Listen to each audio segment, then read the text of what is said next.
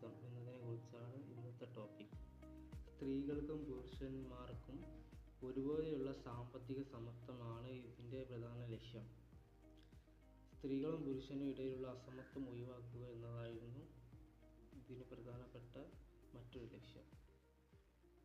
സ്ത്രീകൾക്കെതിരായ സാമൂഹ്യ, സാംസ്കാരിക, രാഷ്ട്രീയ വിവേചനത്തിനെതിരെ പോരാടുക എന്നതായിരുന്നു ഇതിൽ പ്രധാനമായും നിലനിന്നിരുന്നത്. ഇത് യൂറോപ്പിലും അമേരിക്കയിലുമാണ് ആദ്യം ഉയർന്നു വന്നത്. 18-ാം നൂറ്റാണ്ടിൻ്റെ മധ്യത്തിൽ ഫ്രഞ്ച് വിപ്ലവത്തിന് ശേഷം ഇതിന് പ്രാധാന്യം വർദ്ധിച്ചു.